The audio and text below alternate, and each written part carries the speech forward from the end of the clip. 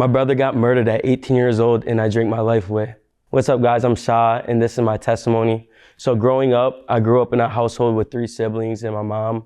My dad was in prison until about the age of 8 that I could remember.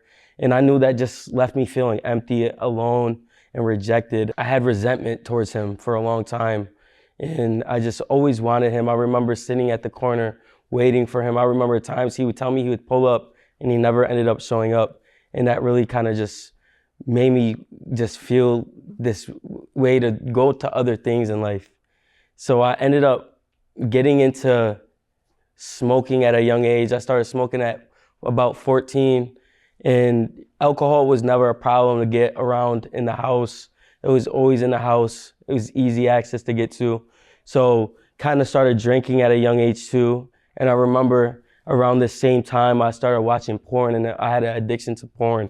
And it got deeper and deeper the older I started getting. I just started getting more addicted to these things. I remember smoking was something that I had to do. It wasn't like something I couldn't not do. I would not be able to function without smoking. After I got to this addiction of smoking, I started stealing. I started stealing from family members. I started stealing from anywhere I could get it. And then it led to this place of I needed it. So I would just steal. I would ruin relationships by this. I would literally just burn bridges with a lot of people from this addiction that I had.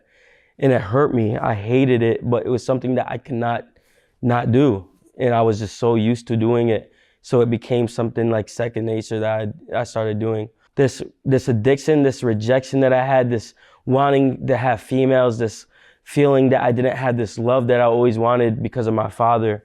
That led me getting into the streets. That led me to being around people that I shouldn't have been around people who are involved with gangs, involved with selling drugs, involved with holding guns. And I started to live that lifestyle. Me personally, I never was in a gang, but I was always around it. So around this time, 16, 17, I start recording music. I'm recording everybody who's in the streets, and my name was getting known in the streets. And you know, now I'm living in the streets, and that was my life. And, you know, and that was something I did for a while.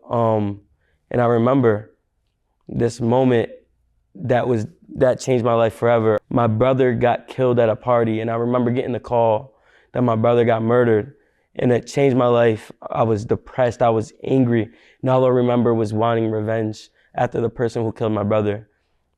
And I knew there was nothing that nobody could tell me that could change the way I thought, the way I felt, and I was just mad inside. And this is when I really started picking up the bottle, and I became an alcoholic. I started drinking every day, to the point that family members seen that it was affecting me. It was affecting my mental health. It was affecting my physical health.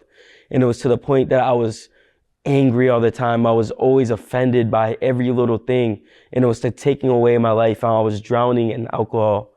And I remember my sister, she invited me to church after this tragic situation that happened of my friend getting murdered in front of me. And I remember coming to church this day and I'm not expecting nothing to change in my life, just doing it to make her happy. And I remember supernaturally my life changed forever after this moment. I'm at the altar giving my life to Jesus after the service. Don't remember anything that was preached, but all I knew was my life needed a change. So I'm giving my life to Jesus, not understanding nothing that was happening, but I knew in my heart that something was changing, something was breaking. And after this, I knew that I needed a change. I remember the first time I got convicted for my sin, and I was reading the Word. I was reading the Word of God, and I got convicted of my sin, and I knew something needed to change. I knew I couldn't live the life that I was living anymore. I knew I couldn't smoke anymore. I knew I couldn't drink anymore, and I was like, I'm done. So I remember the next service that I felt this. I went up to the altar and I told this lady, I was like, I don't want to drink. I don't want to smoke anymore. She laid her hands on me and the supernatural happened. And after that moment, I never smoked and drank again. It was supernatural. And I remember like it was yesterday that I was set free from this addiction.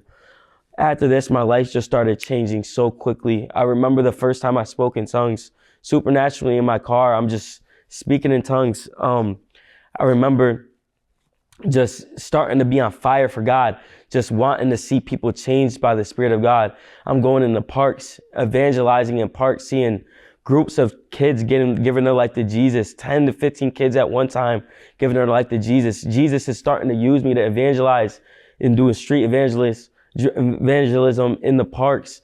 And I'm just starting to see kids come to Christ. And this was something that I knew I needed, because this void was being filled. This emptiness was finally filled with this love of seeing people saved, love of seeing people come to Christ. And that's when I seen that my ministry was starting. Then I eventually becoming in the youth ministry. Now I'm involved with youth ministry. This is my weekly thing that I do that I love. I love seeing the youth come to Christ. Now I am a married man.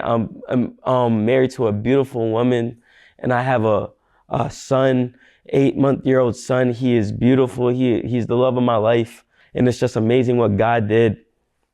Now I'm seeing people healed by the power of God. I'm laying hands on family members. I'm seeing friends who I never would have thought would have come to Christ now come to Christ. I'm seeing the miracles happen. I'm seeing the supernatural happen, and it's amazing. And all I can say is, if Jesus did it for me, he's able to do it for you. Don't think you're too far gone, because you're never too far gone for God to be able to do the supernatural, to do the impossible in your life. This is my testimony, and I hope it encourages somebody out there who's listening. Thank you.